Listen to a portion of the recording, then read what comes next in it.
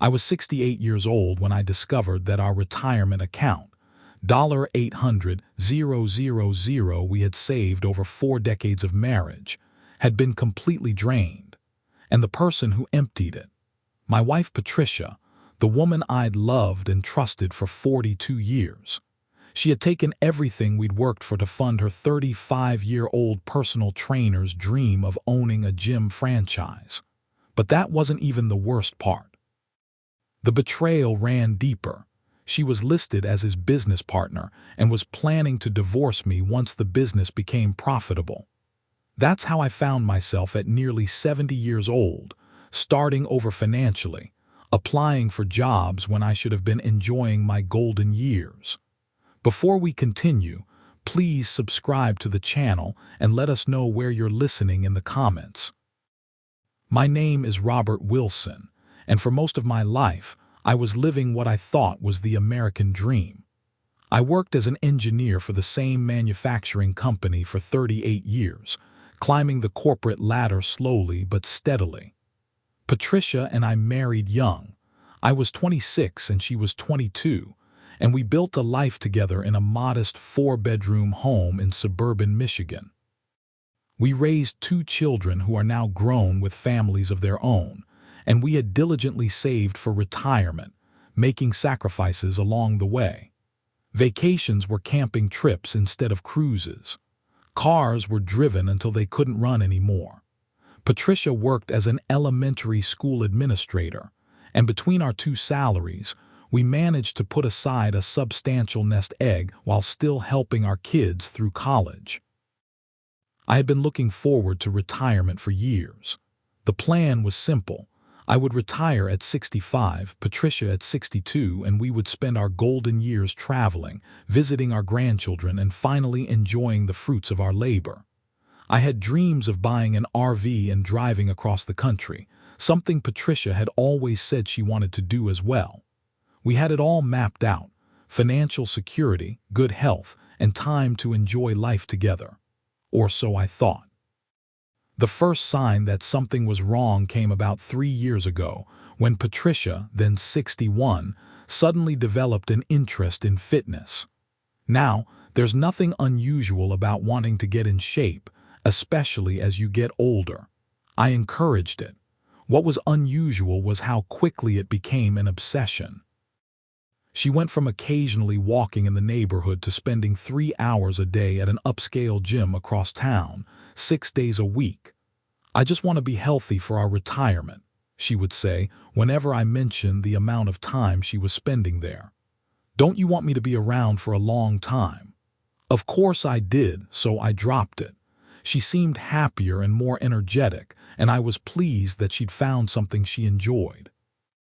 I even suggested joining her at the gym, but she quickly discouraged the idea. "You'd hate it, Robert," she said. "It's very intense and mostly younger people. You'd be more comfortable at the community center." So I continued my thrice-weekly swims at the YMCA while Patricia transformed herself at what she called her luxury fitness experience. About 6 months into Patricia's fitness journey, she mentioned her personal trainer for the first time. "Jason is amazing," she gushed over dinner one night. "He really understands how to work with people my age. He's completely changing my approach to exercise and nutrition." Jason this, Jason that. Soon, it seemed like Jason was all Patricia talked about. He had suggested she cut out gluten. Jason thought she should try intermittent fasting. Jason believed in the power of protein shakes after workouts. I was happy she'd found someone who was helping her achieve her goals, but something about the way her eyes lit up when she talked about him made me uneasy. Still, I trusted my wife completely. After 4 decades of marriage, jealousy seemed ridiculous. We had built a life together, weathered countless storms, raised children, and were planning our retirement. Patricia wasn't some young newlywed. She was a 61-year-old grandmother. So I pushed my concerns aside and focused on my own approaching retirement. By the time I finally retired at 65, Patricia's gym routine was firmly established. She would leave the house at 9 a.m. and return around 1 p.m., 5 or 6 days a week. Sometimes she went back for evening classes. Her body had indeed transformed. She had lost weight, toned up, and seemed years younger. She started dressing differently too, buying new workout clothes and more youthful outfits for everyday wear. She colored her hair more frequently to hide the gray and started getting regular manicures and facials. "You look great," I told her sincerely because she did. "But don't you think you're spending a lot on all this maintenance?" Patricia dismissed my concerns with a wave of her hand. "We're comfortable, Robert. I want to enjoy my retirement, and looking good makes me feel good." It was hard to argue with that, so again I let it go. We were financially secure after all. Between our retirement accounts, my pension, and our eventual Social Security benefits, we had planned well. Or so I believed. About a year into my retirement, Patricia started talking about Jason's business aspirations. "He's so smart about fitness and business," she said one evening as we sat on the porch. "He wants to open his own gym franchise, but he's having trouble getting startup funding. The banks don't take young entrepreneurs seriously." I made sympathetic noises but didn't think much of it. Lots of young people have dreams that never materialize. I had no idea that my wife was already formulating a plan to fund those dreams with our retirement money. The next phase began when Patricia suggested we should update our estate planning and review our finances now that we were both retired. "We should make sure everything is in order," she said, and I agreed. It seemed like responsible adult behavior. She offered to handle the paperwork since I'd always found that part tedious. I gratefully accepted her offer, signing the documents she put in front of me after a cursory review. She had always handled much of our financial paperwork throughout our marriage, and I had no reason to distrust her. That was my first major mistake. About 6 months later, Patricia announced that she was thinking of consulting part-time. "I miss working," she said. "The gym is great, but I need more mental stimulation. Jason mentioned that his business plan could use someone with my administrative experience." "Consulting for a gym?" I asked, surprised. "It doesn't seem like your area of expertise. It's more about general business operations," she explained. "Budgeting, scheduling, human resources, the things I did as a school administrator, and it would just be a few hours a week." Again, it seemed reasonable. Many retirees find themselves missing work and seeking part-time opportunities. And Patricia had always been competent and hardworking. If she wanted to help this young trainer with his business plan, where was the harm? I had no idea that this consulting was actually her cover for spending more and more time with Jason, or that she was already deeply emotionally invested in both him and his business venture. The first real warning sign came about 2 years into my retirement when I tried to access our joint investment account to make a regular transfer for our property taxes. The password had been changed. When I asked Patricia about it, she seemed flustered. "Oh, the financial company upgraded their security system," she said quickly. "I've been meaning to give you the new password. I'll write it down for you." She never did, despite several reminders. Eventually, I called the investment company directly, verified my identity, and reset the password myself. What I found shocked me. Our main retirement account, which had held over $800,000, now showed a balance of just under $12,000. My hands were shaking so badly I could barely hold the phone to call Patricia, who was at the gym, of course. "What happened to our retirement account?" I demanded when she answered. There was a long silence. "I can explain," she finally said, "but not over the phone. We'll talk when I get home." Those 3 hours waiting for Patricia to return were among the longest of my life. I paced our house, alternating between panic, rage, and disbelief. Had we been hacked? Had she made some catastrophic investment mistake? Had there been a medical emergency in her family she hadn't told me about? Never in my wildest nightmares did I imagine the truth. When Patricia finally walked through the door, she wasn't alone. With her was a tall, muscular man who looked to be in his mid-30s. He had the sculpted physique of someone who lived in the gym, with carefully styled dark hair and the kind of white-toothed smile you see in advertisements. "Robert," Patricia said with a strained calmness, "this is Jason. I thought it would be better if we all talked together." And that's how, sitting in my own living room, I learned that my wife of 42 years had emptied our retirement account to fund her young lover's business venture. Patricia and Jason sat across from me, explaining their business partnership, as if it were perfectly normal, as if I should be pleased about this exciting investment opportunity. "It's a sure thing, Robert," Patricia said, her eyes bright with an enthusiasm I hadn't seen in years. "The fitness industry is booming, and Jason has the perfect concept for this area. We're going to make back the investment 3 times over within 5 years. We." I repeated, still struggling to process what I was hearing. "Yes, we," she continued. "I'm Jason's business partner. We've already secured the location and signed the franchise agreement. Construction begins next month." Jason nodded along, having the audacity to look me in the eye. "Sir, I want you to know that this is a solid business plan. Your wife has made a very smart investment. The returns will benefit both of you in retirement." I stared at him in disbelief. "You took our retirement savings, money we spent over 40 years accumulating without my knowledge or consent, and you think I should be happy about it?" Patricia's expression hardened. "The money isn't gone, Robert. It's invested. And technically, half of it was mine anyway."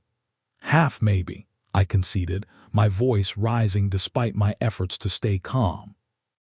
"But you took it all.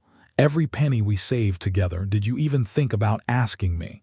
Jason shifted uncomfortably, but Patricia remained firm. "You would have said no. You've always been too conservative with money, too afraid to take risks. This was too good an opportunity to pass up." "And your relationship?"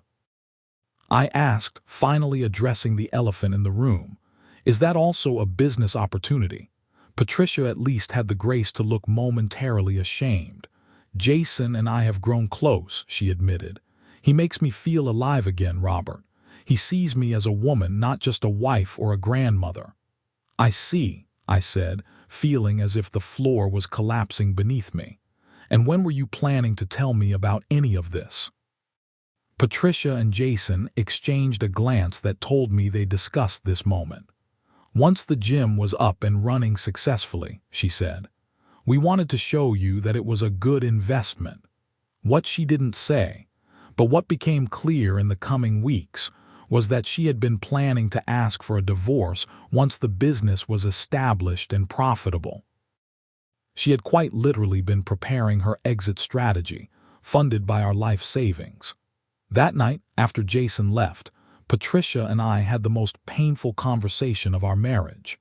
She revealed that she had been unhappy for years, feeling unappreciated and invisible as she aged. Jason had made her feel desirable and important again.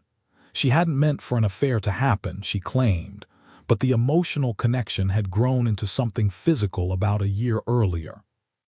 "I still care about you, Robert," she said, as if that should comfort me. "And I really do believe in this business. When it succeeds, we'll split the profits. You'll have your retirement money back and more." But I didn't believe her, and I was right not to. In the days that followed, I met with a lawyer and learned the devastating extent of Patricia's betrayal. She had indeed changed our estate planning documents, the ones I had signed without proper review. She had given herself full access to our accounts, investments, and even taken a second mortgage on our house, all legal because I had signed the paperwork. The gym business was structured with Patricia as a 40% owner and Jason as a 60% owner, despite Patricia providing 100% of the funding. And she had already filed for divorce, though she hadn't yet served me with papers. She had been planning to do that once the gym opened and started showing a profit. The financial impact was catastrophic. At 68 years old, I found myself with a second mortgage on a house that had previously been almost paid off, minimal savings, and the prospect of living primarily on Social Security and what remained of my pension after the divorce settlement. The retirement we had planned, the traveling, the comfortable lifestyle, vanished overnight. What followed was a painful legal battle.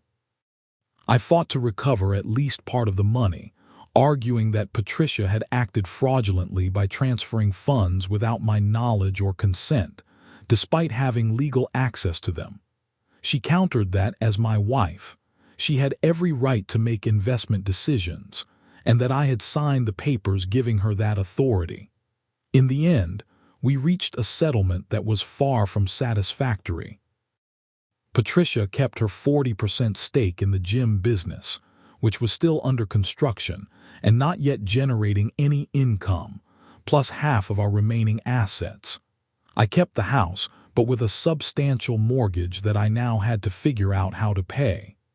At 68, I found myself updating my resume and looking for work, something I never imagined I would need to do again. I was fortunate to find a part-time consulting position with my former employer, but the salary was a fraction of what I had earned before retirement. Meanwhile, Patricia moved into an apartment near the gym construction site and threw herself fully into her new life with Jason. Our children were devastated by the breakup of our marriage, and especially by the circumstances. Our daughter Rachel initially refused to speak to Patricia, while our son Michael tried to maintain relationships with both of us, though his disappointment in his mother was obvious. The grandchildren were confused and upset, especially the older ones who understood more of what was happening.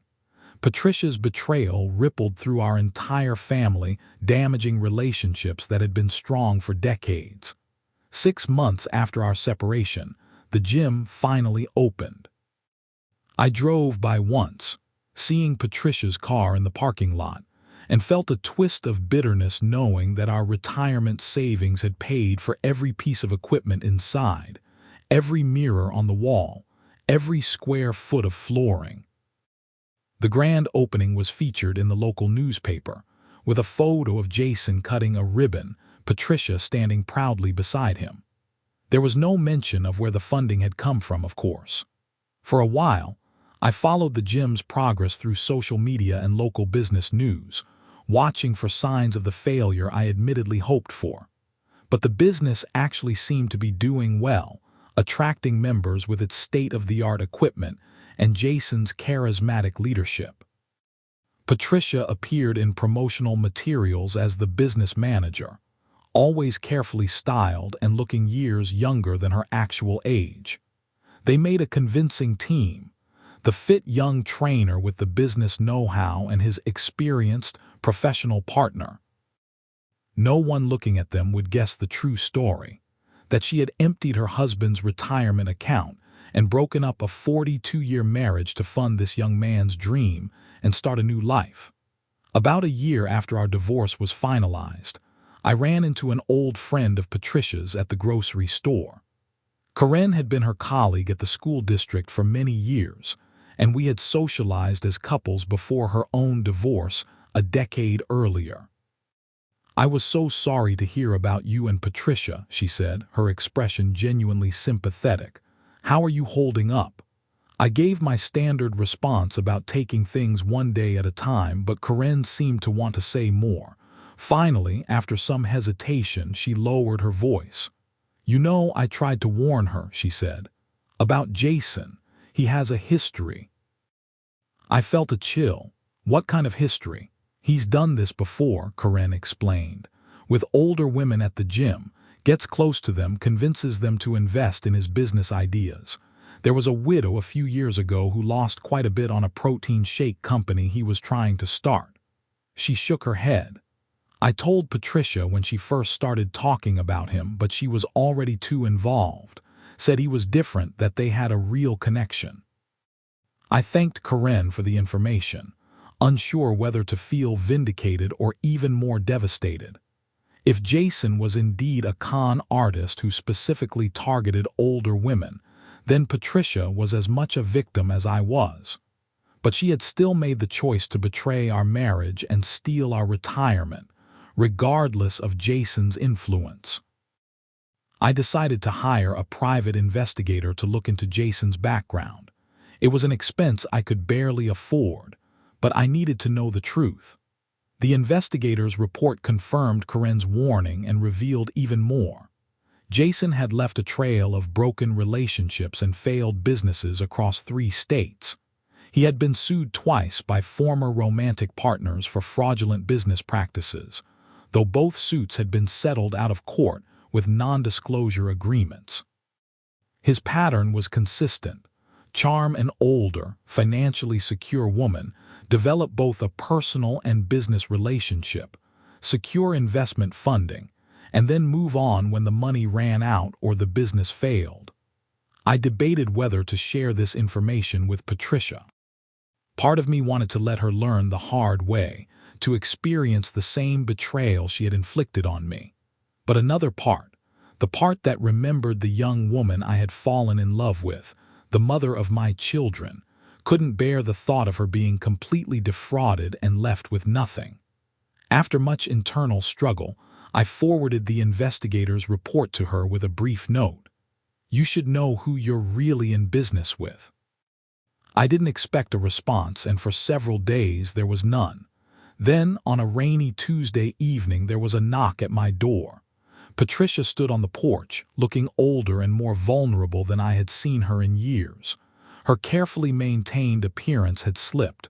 Her roots were showing gray and her face was bare of makeup. "Can I come in?"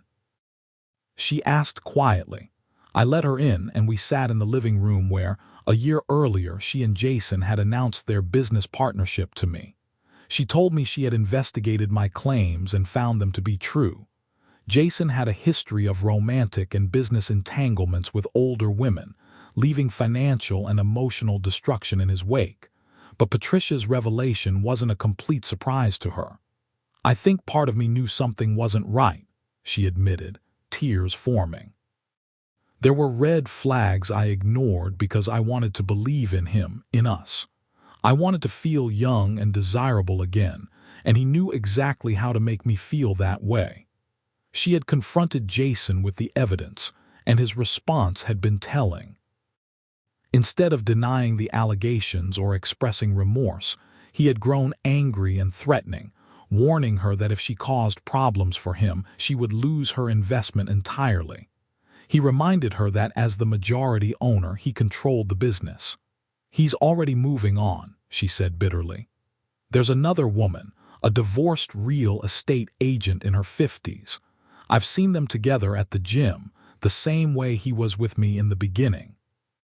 I listened to Patricia's story with mixed emotions, sympathy for her pain, but also a sense of grim vindication. "What will you do now?" I finally asked. "Try to recover what I can," she said. "I've hired a lawyer to look at the business contract and see if there's any way to get our money back." She looked up at me, emphasizing the word "our" with a mixture of shame and hope. "I know I've done unforgivable things, Robert. I destroyed our marriage, betrayed your trust, and gambled away our future on a lie. I don't expect you to forgive me, but I want to try to make it right, at least financially." I had imagined this moment of Patricia's remorse many times over the past year, picturing myself coldly turning her away or delivering a scathing assessment of her character. But sitting across from her now, seeing her genuine distress, I found those vindictive impulses fading. Not because I forgave her, the wound was still too raw for that, but because I was tired of carrying the weight of anger and bitterness. "I hope you can recover something," I said truthfully. "For your sake as well as mine, but I don't think we can go back, Patricia. Too much has been broken." She nodded, accepting this with a sad resignation. "I know. I just wanted you to know that I regret what I did to you. Not just the money, although that was terrible, but throwing away 42 years of marriage for something that turned out to be completely false."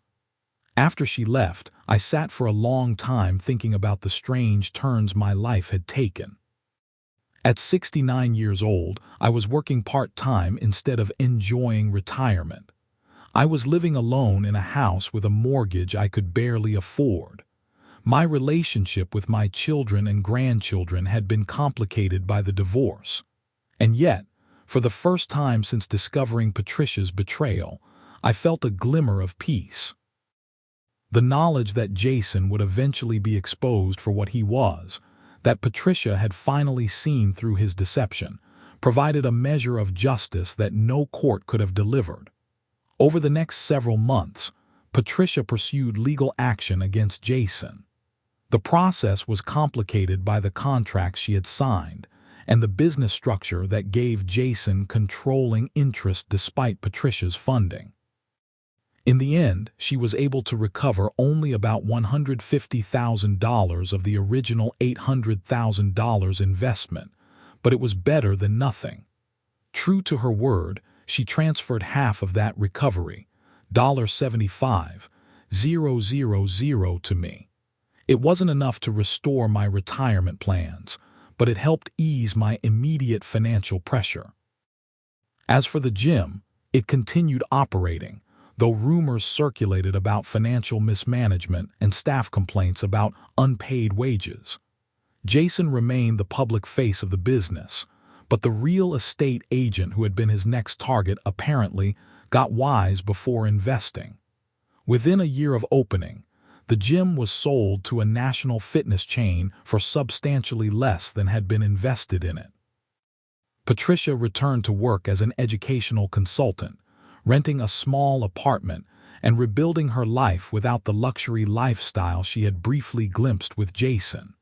She made consistent efforts to repair her relationships with our children and grandchildren, accepting their anger and disappointment while demonstrating genuine remorse.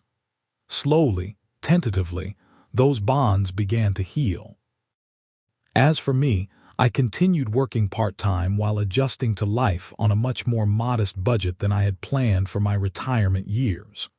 The cross-country RV trips would never happen now, but I found smaller pleasures: fishing at the local lake, weekly poker games with friends, volunteering at the community center teaching engineering concepts to middle school students. My relationship with Patricia evolved into something I never expected: a cautious friendship based on our shared history and love for our children and grandchildren. We occasionally attend family events together, though we arrive and leave separately and maintain our independent lives. The awkwardness gradually diminished, replaced by a polite cordiality that, while far from the loving partnership we once had, allows our family to gather without tension. Jason eventually left town, presumably to seek new opportunities and new targets elsewhere. I sometimes wonder if Patricia maintains any contact with him, but I've chosen not to ask. Some doors are better left closed. 3 years have passed since I discovered the empty retirement account. I'm now 71, still working part-time, with no immediate plans to stop. My financial situation has stabilized, though I live much more frugally than I had expected to in retirement. The experience has taught me difficult but valuable lessons about trust, forgiveness, and resilience. I've learned that it's possible to rebuild a life at any age, though not without pain and adjustment. I've also learned that forgiveness doesn't necessarily mean reconciliation or forgetting, but rather choosing to release the burden of bitterness for my own peace of mind. And perhaps most importantly, I've learned that while money is important for security and comfort, it's not the foundation of happiness. The relationships we build, the kindness we show to others, and the purpose we find in each day matter far more than the balance in our bank accounts. For anyone facing a similar betrayal or financial setback later in life, I can offer this hard-won wisdom: you are more resilient than you know. The path forward may not be the one you planned or deserved, but it can still lead to meaningful days and moments of joy. And the capacity of the human spirit to adapt and find new purpose is truly remarkable, even, or perhaps especially, when tested by adversity. If you like this story, please like this video. Subscribe to the channel and share your impressions of this story in the comments. To listen to the next story, click on the box on the left.